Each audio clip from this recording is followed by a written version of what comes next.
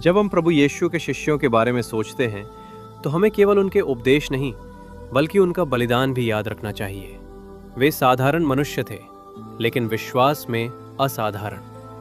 आज हम जानेंगे कि प्रभु यीशु के 12 शिष्यों ने अपने विश्वास के लिए किस प्रकार अपना जीवन अर्पित किया। पतरस प्रभु यीशु के सबसे निकट शिष्यों में से एक थे।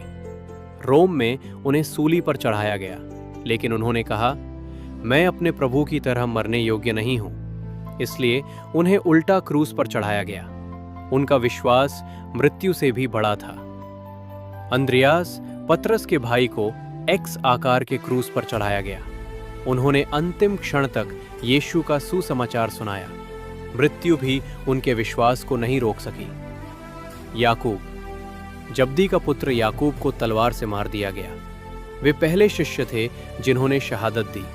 उन्होंने सिखाया, विश्वास बोलने के लिए नहीं, जीने के लिए होता है। यूहन्ना एकमात्र शिष्य थे जिनकी मृत्यु स्वाभाविक हुई। उन्हें मारने के कई प्रयास हुए, लेकिन प्रभु ने उनकी रक्षा की। उन्होंने प्रेम का संदेश जीवन भर फैलाया। फिलिप्पुस को क्रूस पर चढ़ाया गया। उनका अपराध केवल एक था, यीशु का नाम लेना। बरतुलमय को निर्दयता से मारा गया। कहा जाता है उनकी खाल तक उतार दी गई, फिर भी उन्होंने विश्वास नहीं छोड़ा। मत्ती को भाले से मार दिया गया जब वे प्रार्थना कर रहे थे। उनका जीवन हमें सिखाता है, प्रार्थना कभी व्यर्थ नहीं जाती। थोमा भारत तक सुसमाचार लेकर आए। यही उन्हें भाले से मार दिया गया। जिन्होंने एक समय संदेह किया था, वही विश्वास की मिसाल बन गए। याकूब हल्फई का पुत्र, उन्हें ऊंचाई से गिराया गया और फिर मार डाला गया। उनका विश्वास कभी नहीं गिरा।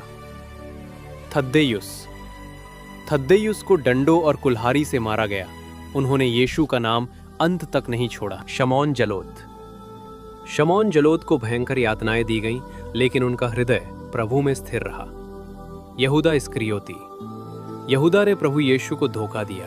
बाद में अपराध बोध में उन्होंने आत्महत्या कर ली। ये हमें सिखाता है, पश्चाताप आवश्यक है। इन शिष्यों ने जीवन बचाने के लिए विश्वास नहीं छोड़ा, बल्कि विश्वास के लिए जीवन दे दिया। आज प्रश्न हमसे है, क्या हम कठिन समय में भी यीशु के साथ खड़े रहेंगे? यही है सच्चा विश्वास। आमीन।